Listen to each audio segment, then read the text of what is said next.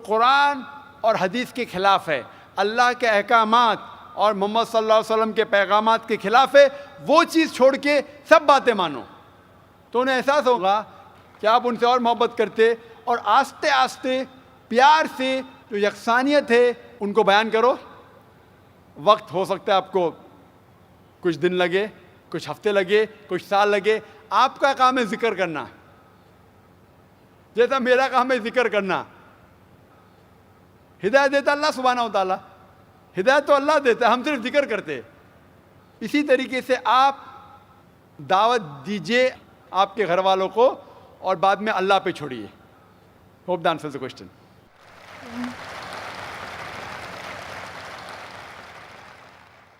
Mic number 2 में कोई गैर मुस्लिम भाई हो तो सवाल कर सकते हैं। Good evening, sir. My name is Hardik Rathod, and my profession is I'm studying in commerce. So my question is, I'm not clear with the concept of Makkah. That every person says that Makkah is in the center of the world. I'm not yet clear with this concept. I keep on asking with my friends that what actually Makkah is, but no one can give me the reliable answer. So please, I want to request you that please can you tell me in pure Hindi or English that what the actual concept of Makkah is? भाई साहब का सवाल है कि मैं अब तक ये नहीं जान सका मक्का क्या है, मैं ये नहीं जान सका क्यों कहते हैं कि मक्का ज़मीन के सेंटर में है, महवर में है। मैं ये नहीं जान सका कि मक्का क्या चीज़ है। भाई साहब, मक्का जिस तरीके से कुरान मजीद में ज़िक्र आता है सूरह इमरान में सूरह नंबर 3 आयत नंबर 96 में कि बक्का वो जगह है जो सबसे पहले इबादत के लिए बनाई गई, सबसे पहले इबादत की जगह बनाई गई वो है मक्का।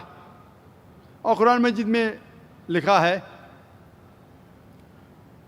सूरह इसरा में चैप्टर नंबर 17 आयत नंबर 1 में कि इसके इर्द गिर्द अमन है, और मक्का को कहा गया है दारुल अमन। और जहाँ तक के सेंटर का सवाल है, आप जब वर्ल्ड मैप देखेंगे, आप स्कूल में पढ़े होंगे वर्ल्ड मैप आप खोलेंगे तो आप देखेंगे कि नॉर्थ पोल ऊपर है, साउथ पोल नीचे है, वेस्ट के तरफ है अमेरिका, ईस्ट के तरफ आप देखेंगे जापान, सऊदी अरेबिया जो है सेंटर में, और मक्का जो है, जो सिटी मक्का है वो डॉट आप देखेंगे ऊपर और नीचे भी सेंटर में, लेफ्ट एंड राइट में भी सेंटर में। तो इसीलिए वर्ल्ड मैप आप देखेंगे तो मक्का इज़ इन द सेंटर, मतलब महवर है। So that is one of the meanings. But real है क्या वो दारुल अमन है, और वो अमन की जगह है, और वो पहली इबादत के लिए जगह बनाई गई। अल्लाह सुब्हानहू व तआला फरमाते कुरान मजीद में, I see the people's means like the bhakt of Allah. They pierce their body and their means they do rally out on the road. What is it actually? भाई साहब ने सवाल किया कि हम देखते हैं कि मुसलमान लोग अपने जिस्म को मारते हैं और खून करते हैं, क्या है? कुरान मजीद में कहा भी नहीं लिखा है कि मुसलमान should pierce the body. Quran Majeed में कहा नहीं लिखा है कि अपने जिस्म को मारना चाहिए। जहाँ तक कि सही हदीस है, सही हदीस में अल्लाह के फरमाते अगर इंतकाल होता है आपके घर वाले का या कोई नुकसान होता है, मैक्सिमम आप 3 दिन तक शोक मना सकते हैं, 3 दिन से ज़्यादा नहीं, क्योंकि किसी का भी इंतकाल होता है वो अल्लाह की तरफ से है। तो इंतकाल होने के बाद भी, मौत के बाद भी अगर आपको शोक मनाना है, अगर आपको you want to wail and cry, maximum 3 days. तो ये कुरान और हदीस के मुताबिक नहीं है, और कोई भी करता है तो कुरान के खिलाफ करता है। Hope the answer the question. Mic number 1 से सवाल भाई। My name is Avinav Kumar and I am a marketing manager. I want to ask you a question that why God has created this universe, us, and if God is one, then why He started with so many religions and coming to a point and contradicting itself in past, now saying that all these things which are in past, like you have said Bhagavad Gita, Ved or Bible or anything. They are not for this time. If I am seeing the scenario in the present scenario, I am thinking that any religion needs to grow up. Anyone, either it is Hinduism, either it is Christianity, either it is Muslim, any religion, Islam. And why God is contradicting Himself by saying those things or saying those things in those scriptures? भाई साहब का पहला सवाल कि खुदा ने, ईश्वर ने हमें क्यों बनाया। दूसरा सवाल कि खुदा ने इतने मुख्तलिफ मज़ाहिब क्यों बनाए, वाई सो मेनी रिलीजन्स। और तीसरा सवाल, खुदा कॉन्ट्रडिक्ट क्यों करता है, खुदा इख्तलाफ क्यों करता है, पहले ये पहले वो, फिर भगवद गीता में, फिर कुरान में, क्यों ऐसा कॉन्ट्रडिक्शन है। 3 सवाल बराबर। पहला सवाल कि खुदा ने हमें क्यों बनाया है, इसके ऊपर पूरी तकरीर किया हूँ मैं।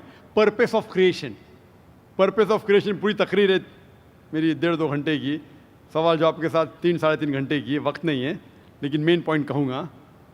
अल्लाह ताला फरमाते हैं सूरह मुल्क में, सूरा नंबर 67 वर्स नंबर 2 में, अल्लाज़ी खलक़ल मौत वल हयाता, कि अल्लाह सुब्हाना व तआला ने मौत और ज़िंदगी बनाई ताकि वो ये जान सके आप लोग में से कौन अच्छा है, to test which of you's good in deeds.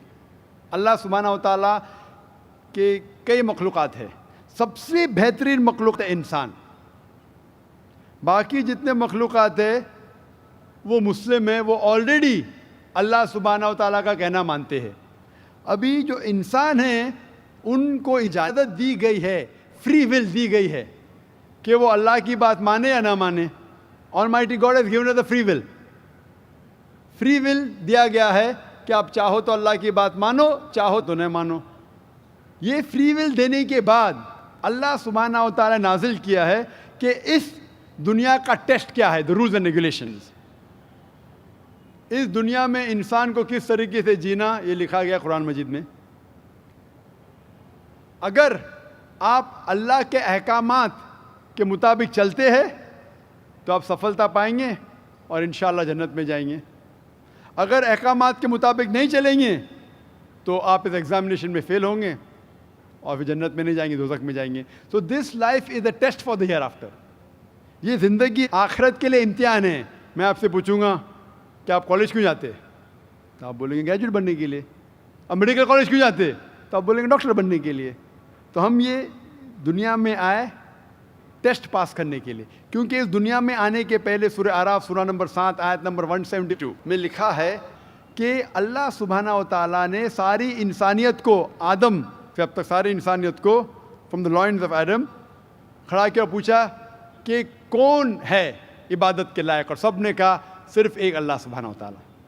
फिर अल्लाह ताला ने पूछा कि कौन ये टेस्ट करना चाहता है, तो इंसान हम बेवकूफ़ थे जो ये टेस्ट करने के लिए आए, क्योंकि बाकी लोग जो पत्थर, पहाड़, जानवर, ये सब मुस्लिम हैं, पर उनके पास चॉइस नहीं है।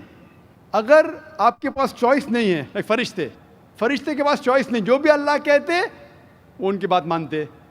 लेकिन हमको चॉइस देने के बाद अगर हम अल्लाह की बात माने तो हम फरिश्ते के ऊपर हो जाएंगे, अगर नहीं मानेंगे तो फरिश्ते के नीचे शैतान के साथ होंगे।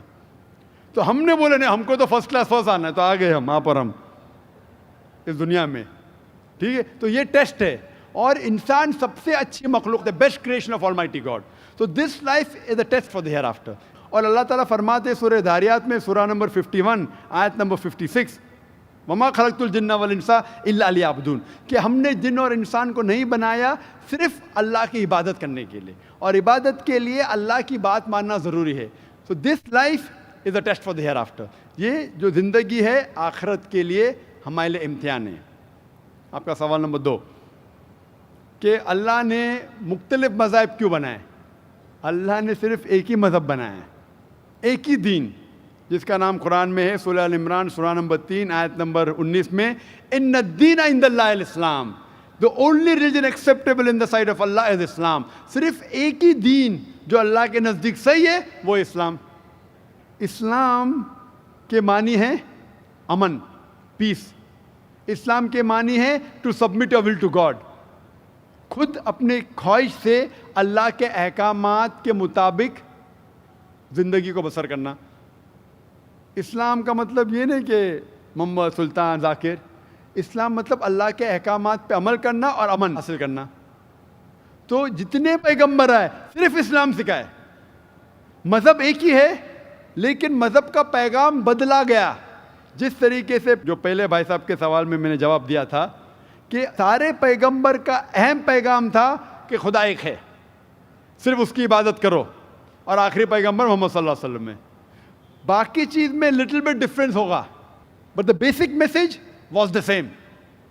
बेसिक जो पैगाम था, एक खुदा, सिर्फ उसकी इबादत करो, उस खुदा की कोई प्रतिमा नहीं, बुत परस्ती गलत है, और इस ईश्वर के आखिरी पैगंबर मोहम्मद सल्लल्लाहु अलैहि वसल्लम। लेकिन क्योंकि वक्त जाने की वजह से जो पैगाम जो दिया गया था वो बदलता गया, जैसा मैंने कहा। तो जितनी मजहबी किताबें जो कुरान के पहले आए, कोई भी मजहबी किताब महफूज नहीं है। हिंदू स्कॉलर्स खुद कहते हैं कि the Vedas have been changed. Bible scholars खुद कहते हैं बाइबल्स हैव बीन चेंज्ड। जितने मजहबी किताब के स्कॉलर्स कहते हैं कि उनकी मजहबी किताब में तब्दीली आ चुकी है, लेकिन कुरान में अल्हम्दुलिल्लाह। और जो दुश्मन इस्लाम है, अकॉर्डिंग टू विलियम मूर, जो एक इस्लाम का बहुत ग्रेट क्रिटिक है, इस्लाम के खिलाफ बात करता है, वो फिर भी कहता है 200 साल पहले कहा कि एक वाहिद मजहबी किताब जो 1200 साल तक के महफूज है वो है कुरान। तो मजहब एक ही है, अल्लाह में मानना, उसकी इबादत करना, उसके अलावा किसी की इबादत नहीं करना, और आखिरी पैगंबर मोहम्मद सल्लल्लाहु अलैहि वसल्लम। एक ही मजहब। हम लोगों ने उसके गलत डिफरेंट नाम दिए, तो मजहब एक ही था। आपका आखिरी सवाल, इतने डिफरेंसेस क्यों पैदा किए? वो अल्लाह ने नहीं किए, इंसान ने किए। खुदा का सब मैसेज यकसा था, हम इंसानों ने उसे तब्दील किया, जैसा मैंने कहा ना, काहे के लिए? फ़ायदे के लिए। तो अभी हमें ये देखना है कि असल मज़हब क्या है। और मैं आम तौर पे कहता हूँ, जो मैं राय देता हूँ, मैं सिर्फ एक तरफा राय नहीं देता हूँ, कभी सिर्फ कुरान में मानो। मैं क्या कहता हूँ, आप कम से कम एक बात पे मानो कि एक किताब 100% खुदा की है, ठीक है? ये मानने में किसी को गिला शिकवा नहीं होगा। हिंदू कहेगा वेद खुदा की किताब है, ईसाई कहेगा बाइबल खुदा की किताब है, मुसलमान कहेंगे कुरान खुदा की किताब है। फिर मैं ये कहता हूँ कि जो सारी मजहबी किताबों में यकसानियत है, हम कम से कम उसके ऊपर अमल करें। जो इख्तिलाफ है उसे कल डिस्कस करेंगे, सही बात। जो यकसानियत है, फिर आप कह सकते हैं ये तो वेद और कुरान में है, क्रिश्चियन कहेगा ये बाइबल और कुरान में, मुस्लिम कहेगा कुरान और बाइबल में, कुरान और वेद में। तो ये बात तो 100% खुदा की है। आप इस बात को तस्लीम करते हैं क्या? नहीं। जो चीज़ कॉमन है बाइबल, वेद, कुरान में, वो 100% अल्लाह का कलाम होना चाहिए। बाकी है क्या, बात पर डिस्कस करेंगे। तो सारी मजहबी किताबों में लिखा है कि मोहम्मद सल्लल्लाहु अलैहि वसल्लम आखिरी पैगंबर, इख्तिलाफ की बात नहीं है। सारी मजहबी किताबों में लिखा है कि खुदा ईश्वर एक है, कोई इख्तिलाफ की बात नहीं। ना उसकी कोई प्रतिमा है, ना कोई बुत है, उसकी इबादत करना चाहिए। बाकी चीज छोड़ो, कम से कम इस पे तो अमल करो। इस तरीके से मैंने तकरीर की, हिंदू मजहब और इस्लाम में यकसानियत, ईसाई मजहब और इस्लाम में यकसानियत, और साबित किया कि बाइबल में लिखा है शराब हराम है, वेद में लिखा है शराब हराम है, कुरान में लिखा है शराब हराम है, तो शराब मत पियो। हिंदू मजहबी किताब में लिखा है कि औरतों को हिजाब करना चाहिए, बाइबल में लिखा औरतों को हिजाब करना चाहिए, कुरान में लिखा औरतों को हिजाब करना चाहिए। क्यों नहीं हिजाब करते औरत? इस तरीके से आप हिंदू मजहब किताब पढ़ेंगे, लिखे है सूअर का गोश्त खाना हराम है, Vishnu Sutra chapter number 5 verse number 49 में। बाइबल में लिखा है book of Leviticus chapter number 11 verse number 7 and 8, book of Deuteronomy chapter number 14 verse number 8, book of Isaiah chapter number 65 verse number 2-5 कि सूअर का गोश्त खाना हराम है। कुरान का तो जिक्र कर चुका है, 4 जगह लिखा है हम सूअर का गोश्त नहीं खाते, बाकी लोग खाते ईसाई। इस तरीके से मैं कहता हूँ कम से कम यकसानियत पे तो अमल करो, इख्तिलाफी बातें बाद में करेंगे। इख्तिलाफ इंसान ने पैदा किया, इख्तिलाफ पैदा करने के बावजूद फिर भी अल्हम्दुलिल्लाह जितनी भी मजहबी किताबें बदली गई है उसके बावजूद जो अहम अहकामात अब भी मौजूद है। इसीलिए मैं आपसे कहता हूँ कि एक खुदा में मानो, ना उसकी कोई प्रतिमा है और ना उसके अलावा किसी की इबादत करो, और आखिरी पैगंबर मोहम्मद सल्लल्लाहु अलैहि वसल्लम में मानो। Hope that answers the question. Thank you. ख़वातीन में अगर कोई गैर मुस्लिम खातून हो तो उनको सवाल करने का मौका दें। नमस्ते, मैं जया बोराड़े, साउथ इंडियन। मैं वीटी में काम करती हूँ, काउंटिंग में। मेरा सवाल ये है, मुस्लिम कास्ट में नबियों को भेजते हैं कि हिंदू, मुस्लिम, सिख, ईसाई सब एक है, तो पंडित लोग को भी अल्लाह ताला ने भेजा है कि सब कास्ट एक ही है, तो वो एक भी बार हम लोगों को बोलते नहीं है कि सब एक ही है, वो सिर्फ अपना ही बोलते हैं, ऐसा क्यों? बहन ने सवाल किया है कि मुस्लिम मज़हब में कहते हैं कि हिंदू मुस्लिम सब एक है, लेकिन हमारे पंडित ऐसा नहीं कहते, क्यों? अगर कुरान पढ़ेंगे तो जैसा मैंने कहा कि मज़हब अल्लाह के नज़दीक एक ही है, इस्लाम और कोई नहीं। इस्लाम मतलब अमन हासिल करना, अपनी ख्वाहिशें अल्लाह के अहकामात के मुताबिक। लेकिन कुरान मजीद में लिखा है सूरह हुजुरात में, सूरा नंबर 49, चैप्टर 49, वर्स नंबर 13, या अय्युहन्नासु इन्ना खलकनाकुम मिन ज़करिन व उन्सा व जअलनाकुम शुअबन व क़बाइला लिताअरफू इन्न अक्रमकुम इंदल्लाहि अत्क़ाकुम इन्नल्लाहा अलीमुन खबीर, कि ए इंसानों, हमने तुम्हें बनाया है एक पैर से, एक जोड़े से, आदमी और औरत के जोड़े से, और आपको तकसीम किया है कबाइल में ताकि आप एक दूसरे को पहचान सके, ना कि आप एक दूसरे से नफरत करें। और सबसे बेहतरीन इंसान वो है जो तकवा रखता है। तो सारे मज़हब के लोग एक नहीं है, सारे इंसान एक है। एक इंसान दूसरे इंसान से ऊंचा दौलत के वजह से नहीं है, जिन्स के वजह से नहीं है, उम्र के वजह से नहीं है, पैसे के वजह से नहीं है, लेकिन है तकवा के वजह से। तकवा मतलब पायटी, राइचियसनेस। जिसको अल्लाह सुब्हाना व ताला का ज़्यादा खौफ है, जो अल्लाह से ज़्यादा करीब है, वो इंसान ऊंचा इंसान है। नहीं तो सारे इंसान यकसा है।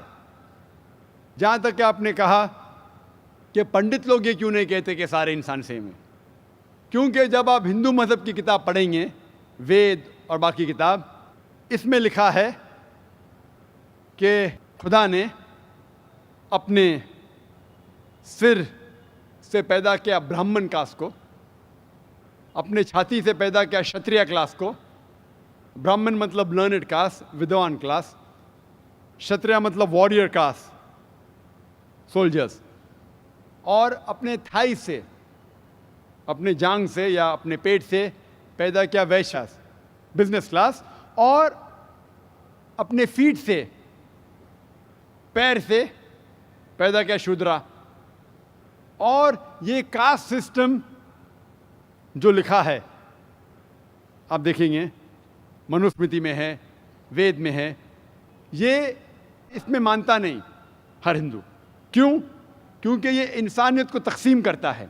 हमारे इस्लाम में सारे इंसान, चाहे गोरा या काला, अमीर या गरीब, राजा या फ़कीर, अल्लाह के नज़दीक इंसान यकसा है।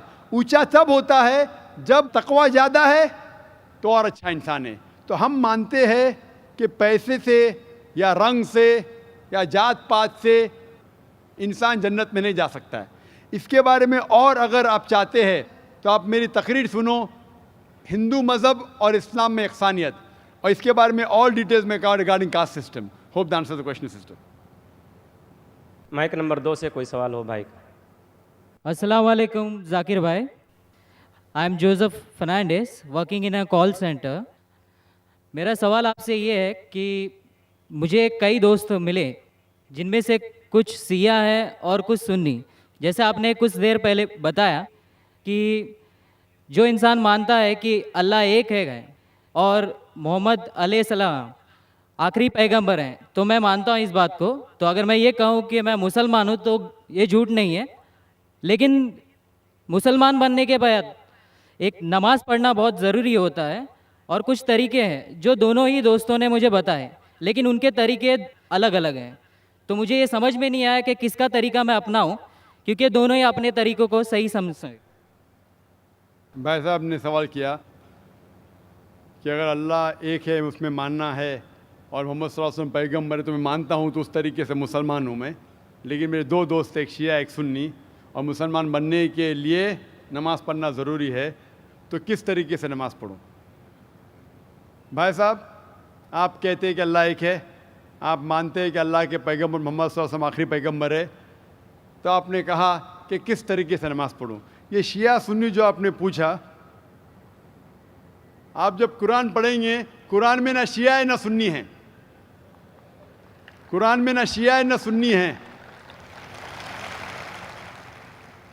कुरान शरीफ में कहा गया है सूरह इमरान में, सूरह नंबर 3 आयत नंबर 103 में, वा तसीमु बिहब्लिल्लाहि जमिया वला तफरकू, कि आप आपस में इकट्ठा होकर अल्लाह की रस्सी को मजबूती से पकड़ो। अल्लाह की रस्सी है कुरान और सही हदीस। तो आप देखिए कुरान में क्या लिखा है और अल्लाह के रसूल के सही हदीस में क्या लिखा है।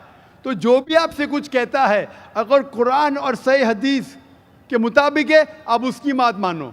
जो जाकिर कहता है वो भी कुछ अहम नहीं इस्लाम में, जाकिर इस्लाम में ज़ीरो है। जो जाकिर कहता है वो बात मानना ज़रूरी नहीं, लेकिन जब मैं कुरान का हवाला दिया तो आपको कुरान की बात मानना फ़र्ज़ है। जब मैं सही हदीस का हवाला दिया तो आपको सही हदीस की बात मानना ज़रूरी है।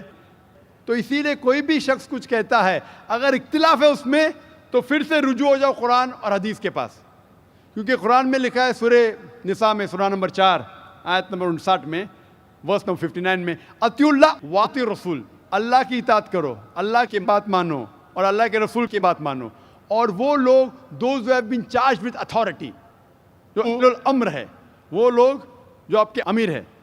लेकिन अगर इनमें इख्तिलाफ है, फिर से रुजू हो कुरान और हदीस के पास, अल्लाह और अल्लाह के रसूल के पास। तो अगर दो शख्स, दो आलिम, कोई भी अगर इख्तिलाफ है, आप फिर से मुड़ो अल्लाह और अल्लाह के रसूल के पास, कुरान और सही हदीस के पास। फिर देखो कि कौन सा दोस्त, कौन सा मुस्लिम, कौन सा आलिम, कौन सा मौलाना कुरान और सही हदीस के मुताबिक कह रहा है। आप समझे? तो इससे पता चलेगा कि क्या सही है।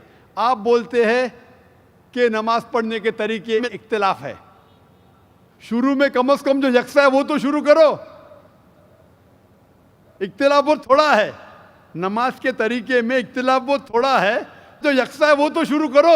अगर आप मुसलमान बनना चाहते हैं तो इतना वक्त क्यों ले रहे?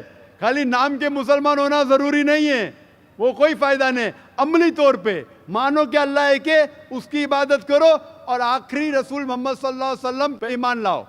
और उसके बाद फिर तहकीक करो, आपके दो दोस्त लोग जो बोल रहे कुरान से कौन मैच करता है, सही हदीस से कौन मैच करता है, क्योंकि अल्लाह के रसूल फरमाते, सही बुखारी की हदीस है, उस तरीके से नमाज पढ़ो जिस तरीके से आपने मुझे देखा। तो जो सही हदीस से साबित है, कुरान और सही हदीस से, उस तरीके से नमाज पढ़ो। लेकिन अगर 19-20 फ़र्क है, कम से कम जो यकसा है वो तो शुरू करो। इख्तिलाफी बातों पे तहकीक करो, इंशाअल्लाह पता लग जाएगा आपको क्या सही है। तो इंशाअल्लाह अभी आप सिर्फ नाम के मुसलमान मत न हो, अमली तौर के ऊपर मानो कि अल्लाह एक है और अल्लाह के रसूल मोहम्मद सल्लल्लाहु अलैहि वसल्लम आखिरी पैगंबर है। Hope that answers the question. Thank you sir. Mic number 1 से सवाल कर सकते हैं, कीजिए। जाकिर भाई, मेरा नाम शिवा था। कुछ साल पहले मैं इतना तो नॉलेज रखता था कि मतलब एक शांति नहीं मिलता था एक भगवान को मानने में, पूजा करने में। हमारी तमिलनाडु में, मैं एक मद्रासी हूँ, हमारे तमिलनाडु में बोलते बालाजी अमीर भगवान है और कार्तिक गरीब भगवान है। तो इससे मैं सहमत नहीं था। मैं बोलता था जब हम इंसानों में हो सकता है, भगवानों में नहीं हो सकता है। फिर भी मेरा दिल नहीं माना। जब मैं भागा भागा फिरता था, फिर अचानक मेरे को ना क्रिश्चियन दोस्त लोग मिले। फिर उन लोगों के साथ मैं प्रेयर करने के लिए जाता था। फिर प्रेयर में जाता था, प्रेयर करता था, बहुत आनंद लगा, अच्छा लगा। फिर बाइबल में खुद पढ़ने लगा। उसमें भी बहुत जगह में बयान नहीं होता कि भाई दिल नहीं मानता है। ईसा अलैहिस्सलाम बोलते मानता है नहीं कि वो खुदा है। फिर मैं साथ ही हमारे मोहल्ले में मुसलमान दोस्त लोग भी है। फिर उन लोग एक आयत पढ़ के मेरे को तर्जुमा बताया, कुल वल्लाहु अहद अल्लाहु समद लम यलिद वलम यूलद वलम यकुन लहू कुफुवन अहद। तो इसमें मैं बहुत सहमत हुआ, क्योंकि ना शरीर है, ना माँ बाप है, ना रूप है। बहुत अच्छा लगा मेरे को, ठंडा लगा। ये हुआ 2003 के पहले। फिर मैं 2004 में डायरेक्ट फ़ौरन कलमा पढ़ा के इस्लाम कबूल किया, मुसलमान हुआ। अब ये है, मैं मुसलमान होने के बाद मेरे को इतना नॉलेज नहीं था, जानकारी नहीं था। मेरा सवाल यही है, इतना नॉलेज नहीं था, फिर भी मैं ड्रिंक करता था। फिर बहुत लोग मुझे समझाए ये गलत है, आपने तू आया नहीं मज़हब में, ऐसा नहीं चलेगा। फिर मैंने आखिर अल्लाह करम से छोड़ भी दिया। मेरी सवाल ये है, कुरान में नशे की बयान आता है, मेरी दिल कहता है कि नशा तो सब नशा होता है, सिगरेट हो, गंजा हो, चिलीम हो, कुछ भी चीज़ हो, नशा तो नशा होता है। मेरे मोहल्ले में जो मुझे मना करते वही हाफिज मौलाना लोग दम मारते हैं। ये नशा है क्या नहीं है, सही है क्या गलत है? भाई साहब का सवाल है। अल्हम्दुलिल्लाह, हिंदू मज़हब में शांति नहीं थी तो बाद में ईसाईयत कबूल की। पहले अच्छा लगा, बाइबल पढ़ी तो पता लगा काफ़ी गड़बड़ है, छोड़ दिया। फिर मुसलमान दोस्त ने कहा, एक सूरत पढ़ी, सूरह इखलास, और इतना खुश हुए कि इसने इस्लाम कबूल किया 3-4 साल पहले। अल्लाह इनको जज़ाए खैर दे। और कुछ बुरी आदत थी जो फिर भी करता था, दोस्तों ने कहा तो बुरी आदत छोड़ दिया अल्हम्दुलिल्लाह। अभी वो पूछना चाहता है एक सवाल कि कुरान मजीद में लिखा है कि नशा हराम है, तो नशे के साथ साथ पीना, चरस, गांजा ये भी हराम है क्या? कुरान मजीद में लिखा है सूरह माइदा में सूरह नंबर 5 आयत नंबर 90 में, या लज़ीना आमनू इन्नमल खम्रु वल मैसुरु वल अनज़ाबु वल अज़लामु रिज्सुम मिन शैतान फज्तनिबू लअल्लकुम तुफ्लिहून। कि कहो ईमान वालों से, इन्नमल खम्रु वल मैसुरु, कि मोस्ट सर्टनली कहो ईमान वाले से कि नशा, नशे वाली चीज़, खमर, आइडल वर्शिप, बुत परस्ती, फॉर्चून टेलिंग, ये सारी चीज़ें हराम हैं। रिज्सुम मिन शैतान, ये शैतान की चीज़ें हैं। फज्तनिबू लअल्लकुम तुफ्लिहून, इससे दूर रहो ताकि आप सफलता पाओ। तो कुरान मजीद में लिखा है कि नशे वाली चीज़, इन्नमल खम्रु वल मैसुरु, गैम्बलिंग, जुआ खेलना, फॉर्चून टेलिंग, और अल्लाह के अलावा किसी और की इबादत करना, बुत परस्ती, ये चारों चीज़ हराम है। आपका सवाल था कि नशा सिर्फ शराब में है क्या, पीना, चरस, गांजा में भी? जहाँ तक के नशे की चीज़ है, कोई भी नशे की चीज़, चाहे विस्की हो या बियर हो, चाहे रम हो या ब्रांडी हो, या चाहे चरस हो या गांजा हो, चाहे वो पिया गया हो लिक्विड वाइज या फूका गया हो, अगर उससे नशा आता है तो ये हराम है। अल्लाह के रसूल फरमाते हैं मोहम्मद सल्लल्लाहु अलैहि वसल्लम, इब्न माजा में वॉल्यूम नंबर 3 चैप्टर नंबर 30, वो फरमाते कि anything intoxicates in large quantity is prohibited in small quantity. अगर कुछ चीज़ आपको नशा देती है बड़ी क्वांटिटी में, वो छोटी क्वांटिटी में भी हराम है। तो चरस, गांजा सब हराम है। आपका सवाल था कि पीना, पीना के मुराद चरस पीना हराम, नशा है। सिगरेट पीने का जवाब ज़रा डिफरेंट रहेगा। सिगरेट पीने का जवाब अलग है। जहाँ तक कि चरस, गांजा फूकना या नशा, ब्रांडी, ये आता है खमर के अंदर, हराम में। जहाँ तक सिगरेट पीने का सवाल है, पहले उलमा ये कहते थे कि ये मकरूह है, क्योंकि हदीस है अल्लाह के रसूल की कि जब आप नमाज़ पढ़ने जाते हैं तो जब कांदा प्याज खाते हैं तो सांस में बदबू आती है, इसी तरीके से सिगरेट पीने से बदबू आती है, तो मकरूह है। लेकिन अभी साइंस एडवांस होने के बाद पता लगता है कि सिगरेट पीने से इट इज़ स्लो पॉइजनिंग। और कुरान में कहा गया है सूरह बकरा में सूरह नंबर 2 आयत नंबर 195 में कि don't make your own hands the cause of your own destruction. आप अपने हाथ से अपनी कब्र मत खोदो, मीन डोंट कमिट सुसाइड, अपने हाथ से अपनी कब्र मत खोदो, ये मुहावरा है। Don't make your own hand the cause of A destruction, अपने हाथ से अपनी तबाही खुद मत करो। तो इससे पता चलता है कि सुसाइड, आत्महत्या करना हराम है।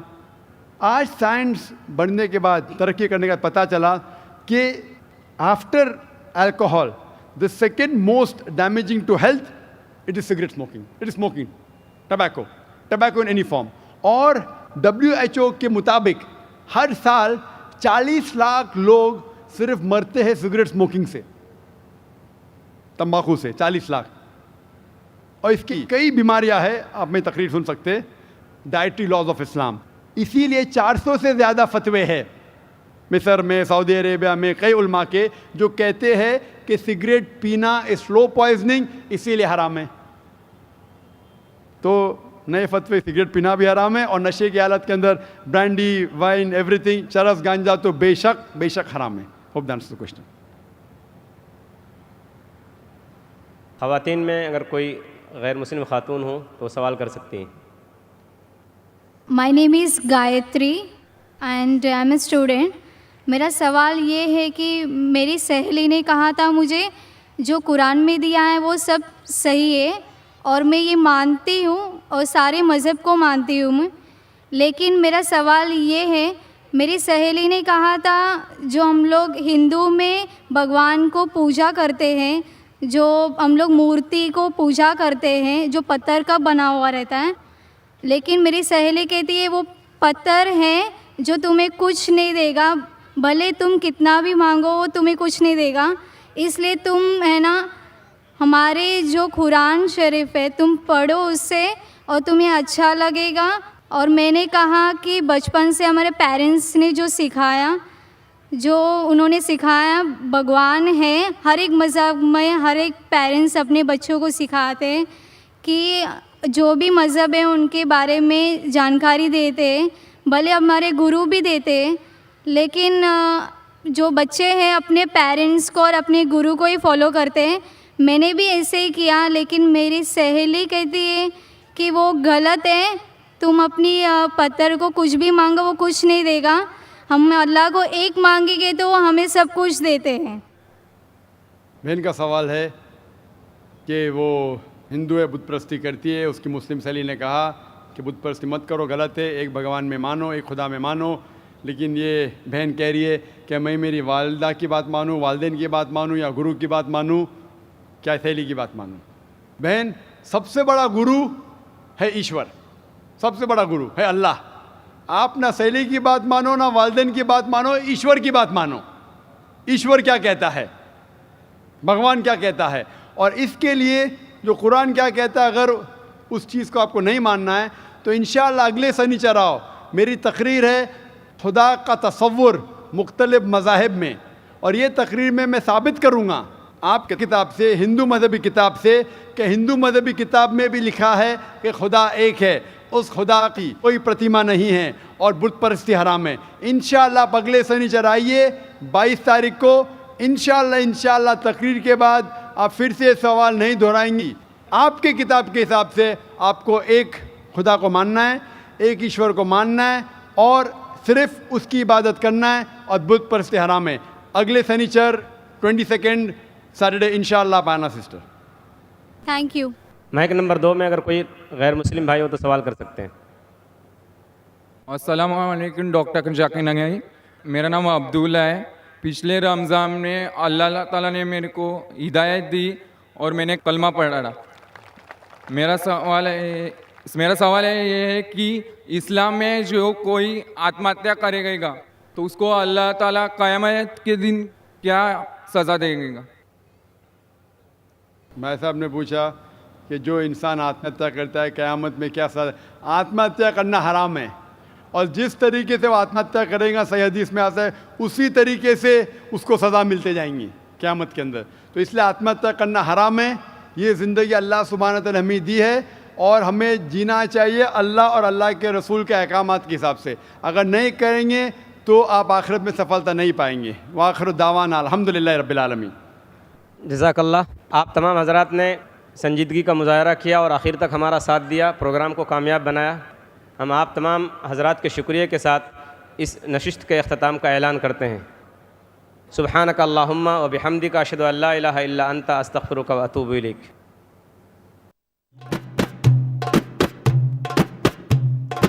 अल्लाहुम्मा सल्ली अला मुहम्मद, अल्लाहुम्मा सल्ली अला मुहम्मद, अल्लाहुम्मा सल्ली अला मुहम्मद।